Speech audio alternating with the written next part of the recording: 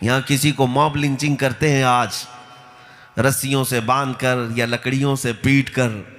آپ کیا سمجھتے ہیں یہ صرف ابھی کے طور طریقے ہیں؟ یہ جتنے موب لنچنگ کرنے والے آتنکی یہاں نظر آتے ہیں، یہ سب ابو جہل کی ذریت میں سے بہت پہلے سے. ابو لہب، ابو جہل، عتبہ، شیبہ، مکہ کے ظالموں نے یہ کام بہت پہلے سے کیا ہے، اور انہی کے طور طریقے پر یہ چل بھی رہے ہیں. اور ان کا حشر بھی وہی ہوگا جو ابو جہل، ابو لہب کا ہوا تھا، وہی ہوگا. بلال حبشی کو اللہ تبارک و تعالیٰ نے پوری کائنات میں دکھایا، جس کو یہ مکہ میں گلیوں میں کھینچ کر کے مارتے تھے، موب لنچنگ کرتے تھے.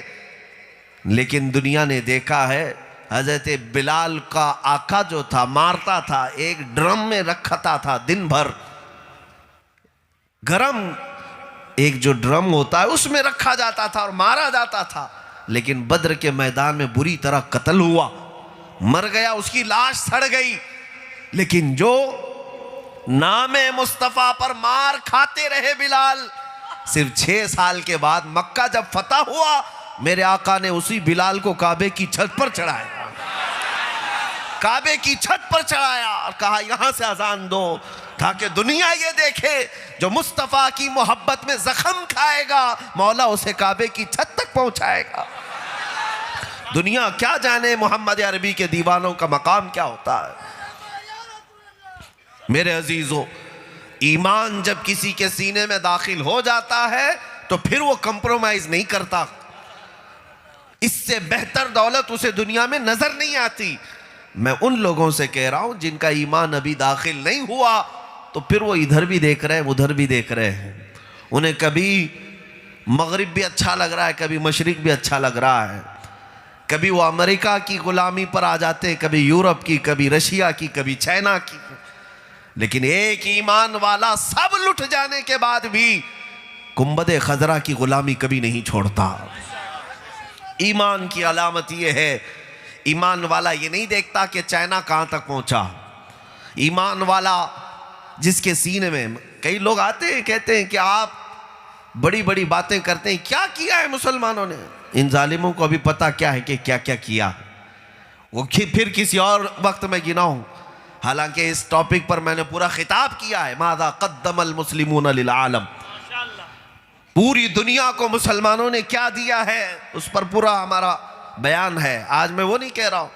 لیکن جو یہ کہتے ہیں کہ آپ ایمان ایمان کی بات کرتے ہیں، آج دیکھو امریکہ وہاں پہنچ گیا، خلا میں پہنچ گیا، چاند میں پہنچ گیا. چائنا نے پیٹروٹ میزائل بنا لیے، انہوں نے ڈرون پیدا کر لیے.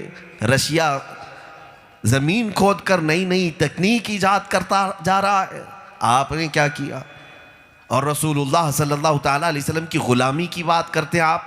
اس رسول پاک کے غلاموں نے کیا کیا؟ میں نے ایک مرتبہ صرف اتنا جواب دیا تھا، اگر تمہارے پاس پوری ترقی یافتہ دنیا کے پاس گنبد خضرا کی چھاؤں میں پلنے والے ایک نوجوان کا جواب ہے تو لے آنا. کہا کیا ہے؟ کہا ایک ہی نوجوان ہے، ایک نوجوان کی بات کرتا ہوں، مدینہ طیبہ کی چھاؤں میں پلنے والا نوجوان ہے. ایک بزرگ کے آگے بڑھ رہا ہے مسجد نبوی میں. اس بزرگ نے پوچھا بیٹا کیوں آئے؟ کہا آپ کے ساتھ رہنے آیا ہوں. بزرگ نے کہا بیٹھ جاؤ، میں یہ بھی بتا دیتا ہوں وہ بزرگ کون ہے اور یہ جوان کون تھا جو مسجد نبوی میں تھے. اس بزرگ کا نام خواجہ عثمان ہارونی تھا، اس نوجوان کا نام خواجہ معین الدین چشتی تھا. سنیے، پوچھا کہ آپ کے ساتھ چلنے کے لیے آیا ہوں. میرا یہ چیلنج تھا ان دنیا دار کتوں سے جو کہتے ہیں کہ کیا دیا ہے اسلام نے. اس معین الدین چشتی کے پیر و مرشد خواجہ عثمان ہارونی نے کہا اوپر دیکھو کیا دکھتا ہے؟ کہا آسمان دکھتا ہے. کہا نیچے دیکھو کیا دکھتا ہے؟ کہا زمین دکھتی ہے. پھر اپنی 2 انگلیاں معین الدین چشتی کی آنکھوں پر رکھی خواجہ عثمان ہارونی نے اور کہا اب دیکھ کر کے بتاؤ. تو اوپر نگاہ اٹھائی، معین الدین چشتی نے کہا اب مجھے پہلا آسمان بھی دکھ رہا ہے، دوسرا بھی، تیسرا بھی، چوتھا بھی، 5واں بھی، 6واں، 7واں، عرش خدا تک نظر آ رہا ہے. 2 انگلیوں کے بیچ سے، اور نیچے دیکھا تو تحت الثری تک نظر آ رہا ہے۔ بس اتنی سی بات تھی۔ اس مغرب زدہ آدمی سے میں نے کہا جا اپنی دنیا میں امریکہ، رشیا، یورپ، کینیڈا، چائنا، ان کی فیکٹریوں سے ایک ایسا آدمی لا کر دکھا جس کی 2 انگلیوں کے بیچ سے دیکھیں تو عرش خدا نظر آئے، نیچے دیکھیں تو تحت الثری نظر آئے۔ وہ مبہوت ہوا اور کہا ہمارے ہاں ایسے انسان تو نہیں مل سکتے، مشینیں تو بہت ہوں گی جو آسمانوں میں اڑ سکتی ہیں، مشینیں اتنی بھی مل سکتی ہیں کہ جو زمین کے اندر کا کھوج کر کے لائیں۔ پھر ہم نے کہا ظالمو، اس کو ترقی نہیں کہتے جو تم نے ترقی کیا ہے، تم نے تو صرف میٹل پر ترقی کی ہے اور میٹل کو پہنچایا ہے۔ اصل اگر ترقی دیکھنا ہے انسان کی تو گنبد خضرا کی چھاؤں میں آؤ، یہاں پر میٹل نہیں بنائے جاتے، حیدر کرار بنائے جاتے ہیں، عمر ابن خطاب بنائے جاتے ہیں، عثمان ابن عفان بنائے جاتے ہیں، اور صدیق اکبر بنائے جاتے ہیں۔ عزیزان گرامی وقار، رسول پاک صلی اللہ تعالیٰ علیہ وسلم کے دربار میں آنے کے بعد جو ایمان مکمل ہوتا ہے، پھر آپ دنیا کو بتا بھی سکتے ہو کہ ہم کسی سے کم نہیں ہیں، کسی سے کم نہیں۔ الحمدللہ آج بھی میں چیلنج کے ساتھ کہتا ہوں، علماء تو علماء، جو دیندار علماء ہیں نا، اسلامی علم رکھنے والے اپنی جگہ پر، سارے اسلامی علم رکھنے والے بھی فی زمانہ بریلی کے ایک امام مجدد دین و ملت احمد رضا خان فاضل بریلوی کا جواب نہیں لا سکتے۔ یہ متفقہ علماء کا قول ہے، متفقہ علماء کا قول ہے۔ اپنی بات تو چھوڑیں علوم اسلامیہ کی، مگر میں یہ کہتا ہوں کہ دنیا میں اگر کوئی سائنس، فزکس، جیومیٹری، جغرافیہ، میتھمیٹکس، بائیولوجی، ان سب میں کوئی ماہر آدمی ہے، میں اس سے بھی کہتا ہوں کہ آؤ اور میرے امام اعلیٰ حضرت فاضل بریلوی کا ان علوم میں تم جواب لا کر دکھاؤ۔ ایک غلام مصطفیٰ نے دنیا کو بتایا ہے کہ نبی کا جو غلام ہوتا ہے وہ کسی سے کم نہیں ہوتا۔ نہ اعلیٰ حضرت رضی اللہ تعالیٰ عنہ کا میتھس میں کوئی جواب، نہ ان کی جیومیٹری میں، نہ ان کی فزکس میں۔ سائنٹسٹ وہ اپنے زمانے کے اتنے بڑے ہیں کہ آج تک ان کے نظریے کو رد نہیں کیا جا سکا۔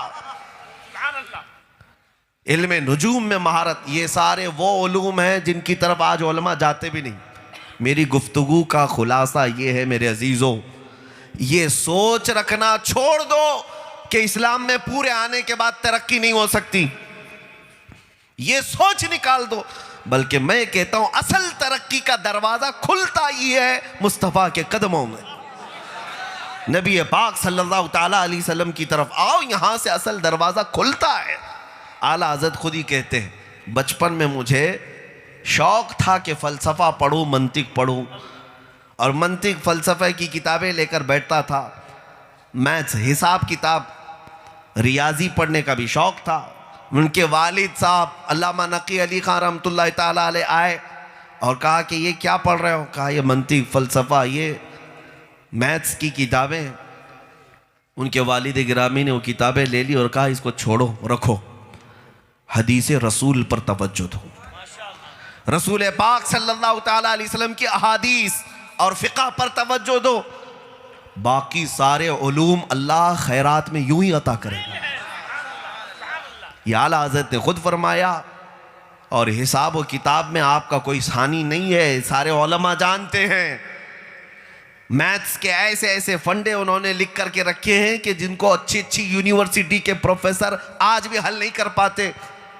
ہم نے پوچھا اعلیٰ حضرت اتنے حساب کتاب کہاں سے سیکھے؟ اقلیدس، لوگارزم، بہت سارے ایسے علوم ہیں جن پر آج اچھے لوگ، اچھے بڑے لوگوں کو ابھی مہارت نہیں ہے۔ اعلیٰ حضرت فرماتے ہیں میں نے اپنے والد سے صرف جمع، نفی اور ملٹیپل، یعنی پلس مائنس ملٹیپل، ضرب، جمع، نفی، ضرب، 3 ہی حساب سیکھے تھے بس۔ باقی سارے علوم کہاں سے آیا اعلیٰ حضرت کو؟ میتھس میں اتنی مہارت کیسے آئی؟ اعلیٰ حضرت کے وہ عشق رسول کی برکت تھی۔ میرے عزیزو، یہ سب باتوں کا خلاصہ میرا یہی ہے، ان کے جو ہم غلام تھے خلق کے پیشوا رہے، ان کے جو ہم غلام تھے خلق کے پیشوا رہے، ان سے پھرے جہاں پھرائی کمی وقار میں۔ اور سچ فرمایا میرے رب ذوالجلال نے کہ ایمان میں، اے ایمان والو، اسلام میں پورے کے پورے آ جاؤ، رسول پاک صلی اللہ تعالیٰ علیہ وسلم کے پورے غلام بن جاؤ۔ اور کب پورے غلام بنو گے؟ غلامی پوری کب ہوتی ہے؟ 4 نعرے لگانے سے، 4 نعتیں پڑھنے سے، 4 راتیں جاگنے سے۔ غلامی کمپلیٹ کب ہوگی تمہاری؟ داڑھی رکھ لینے سے، ٹوپی رکھ لینے سے نہیں۔ ہم حضور سے ہی پوچھتے ہیں، آقا ہماری غلامی مکمل کب ہوگی؟ میرے آقا فرماتے لا یؤمن احدکم حتی اکون احب الیہ من والدہ وولدہ والناس اجمعین۔ حضور فرماتے ہو اس وقت تک تم مکمل غلام، مکمل مومن نہیں بن سکتے جب تک کہ تمہارے والدین، تمہاری اولاد اور سارے انسانوں سے زیادہ مجھ سے محبت نہ کرو۔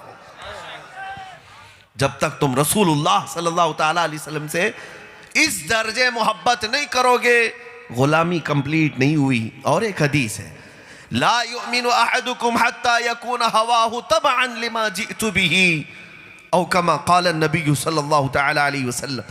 حضور فرماتے ہیں جب اس وقت تک تم مومن مکمل نہیں ہو سکتے جب تک تم اپنی پوری خواہشات کو میری مرضی کے مطابق نہیں بناؤ گے۔ تمہاری اپنی خواہشات کو میری مرضی کے مطابق جب تک نہیں بناؤ گے، مکمل مومن نہیں بن سکتے۔ عزیزان گرامی وقار، ایمان جب مکمل آتا ہے تب اللہ کی مدد بھی نازل ہوتی ہے۔ کان حقا علینا نصر المؤمنین، اللہ فرماتا ہے ہم نے اپنے اوپر لازم کر لیا ہے کہ مدد کریں گے تو ایمان والوں کی مدد کریں گے۔ غلامی کو مکمل کرو۔ اس دربار کی اگر غلامی کا اللہ تعالیٰ نے تمہیں انعام عطا کیا ہے تو اس کو ہلکا مت جاننا ہے مومنوں۔ مسلمانوں، آپ کیا سمجھتے ہیں آپ کے سینے میں جو ایمان ہے یہ یوں ہی مفت میں تمہیں ملا ہوا ہے، اس کے لیے تم اس کی قدر نہیں کر رہے؟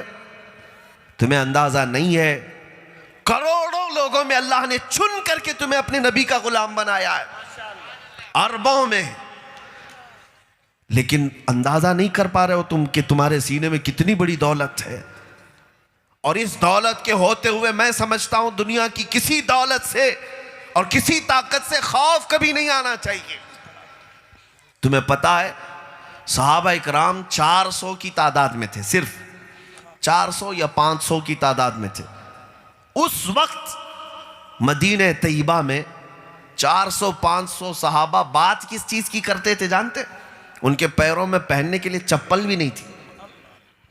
کپڑے جو پہنتے تھے ایک شال ہوتی اور ایک تہبند اکثر صحابہ کی۔ کھانے کا حال یہ تھا کہ 2 کھجوریں مل جائیں تو پورا دن گزر۔ ان حالتوں میں وہ صحابہ جب ڈسکس کرتے تھے، بیٹھ کر کے بات کرتے تھے، تو یہ نہیں کہ اس سال کھیتی باڑی میں کتنا منافع آئے گا، فصلیں کتنی نکلیں گی، نہیں، یہ نہتے صحابہ جب بیٹھ کر کے بات کرتے تھے تو یہ بات کرتے تھے کہ قیصر و کسریٰ کی سلطنتوں کو فتح کیسے کیا جائے گا۔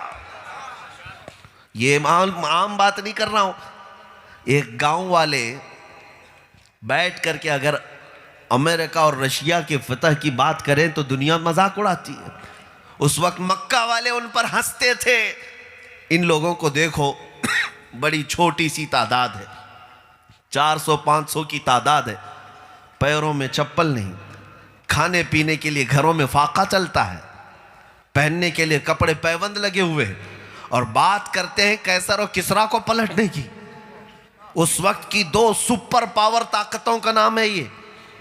ایران کی حکومت کو کسریٰ کہا جاتا تھا، روم کی حکومت کو قیصر کہا جاتا تھا۔